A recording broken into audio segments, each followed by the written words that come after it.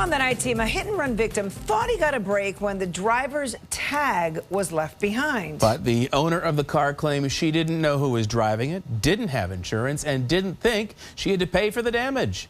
It's tonight's Help Me Howard with Patrick Fraser.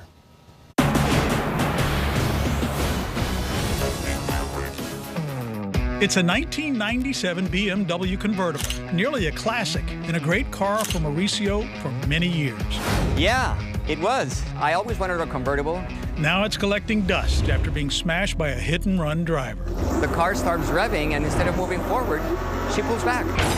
She hits my car. Mauricio was stopped at a light when the car ahead of him reversed and backed into him, then took off. I couldn't believe what was happening. It was incredible. A good Samaritan followed the car, took these pictures of the three women who got out, and walked into an apartment complex. Back of the wreck, a great piece of evidence to show who owned the hit-and-run Mercedes. When the car pulled back into me and took off, they left the tag. The tag was attached to the front of my light, so I got their tag. Now he knew who owned the car and pictures of who was in it, which he thought meant he would get his car repaired.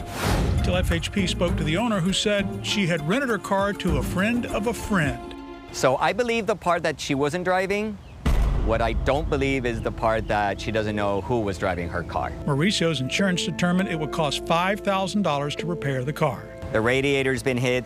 But his insurance company said the 97 convertible was only worth $3,500, so they wanted to total it and give him that money. And if I wanted to repair it, it would be out of my pocket $4,000 or $5,000, which I don't have at this time. That's because the owner of the Mercedes claimed she didn't have insurance to repair the old BMW. And a 2019 Mercedes-Benz worth $70,000, $80,000, $90,000, and you're driving around with no insurance? Hard to believe. Hit and runs are so common in South Florida, and Mauricio thought since he could prove who owned the car that smashed into him, he'd be in decent shape. But nope. Well, Howard, is Mauricio out of luck? This is what the law calls the dangerous instrumentality doctrine. If you lend your car to someone, the law makes you responsible if they are negligent and did damage. Meaning in this case, Mauricio can sue the owner of the car if she will not pay for his damage. And if she does not have insurance, FHP can cite her and suspend her license. The Florida Highway Patrol said Patricia Loquisha Norris owned the car that backed into Mauricio. When I spoke to her, she said Mauricio was greedy for wanting her to pay for his repairs. I said, it's your car and you're responsible for the damage. She said she wasn't driving. She also said a friend had borrowed her car for another friend and wouldn't tell her who that was. She told me she had insurance but wouldn't file a claim because her rates would go up. The Florida Highway Patrol said that's not true. Norris did not have insurance. She was cited for that. Her license was suspended. And the Highway Patrol also took her tag, and she won't get that one back. Mauricio could sue for the $5,000 it will cost to repair his car, but then he cannot accept the $3,500 from his insurance company. It might be smart to take that insurance money because they will then sue the car owner to get their $3,500 plus Mauricio's deductible.